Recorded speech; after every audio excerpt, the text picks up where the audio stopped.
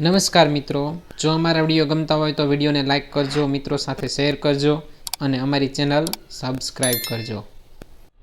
આજે વિશ્વ ચક્કીનો દિવસ છે એટલે અમે ચક્કી અને ચક્કાની વાર્તા કહેવાયો.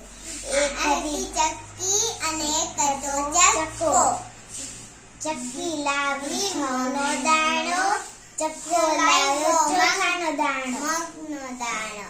બેય બનાવી ખીચડી. પછી ચક્કી રાણી નદીએ પાણી ભરવા ગઈ. ચક્કાને બહુ ભૂખ લાગી તો તેને કીધું હું થોડી ઘણી ખીચડી ખાઈ જાઉં.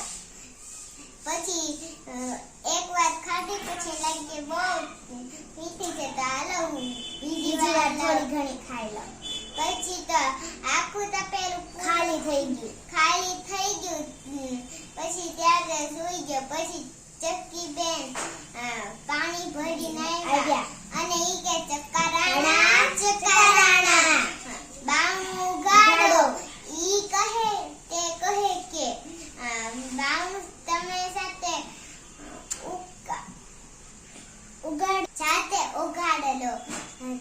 પછી તો ઈ સાથે ઉગાડી તે આવ્યા અને જવા ગયા કે ખીચડી મારી બળી ગઈ નથી ને. તે પછી જવા ગયા તે આખું તપેલું ખાલી. પછી ચક્કી કહે કે કવા ક્યાં ચક્કરાણા ચકલી ખીચડી કોણ ખાઈ ગયું? કે ઈ કહે કે રાજાનો કૂતરો આવ્યો છે અને ખાઈ ગયો છે. પછી ચક્કી રાણી રાજા પાસે ગઈ અને કહે રાજા તમારો કૂતરો મારી ખીચડી ખાઈ ગયો છે. તો તે રાજાએ કૂતરાને બોલાવ્યું. કૂતરાને પૂછ્યું, કૂતરા તે ચક્કી રાણીની ખીચડી ખાધી છે? તે ઈ કહે ના મેં તો નથી ખાધી. પછી રાજા કહે કે ચક્કાને બોલાવો. તે ચક્કાને બોલાવ્યો.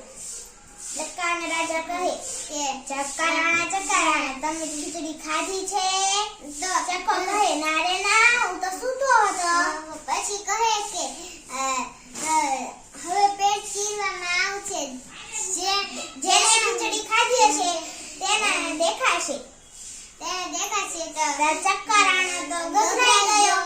ચક્કા રાણો ફટાફટ બોલે કે મહારાજ મેં ખીચડી ખાધી છે, મારું પેટ ન ચીરતા.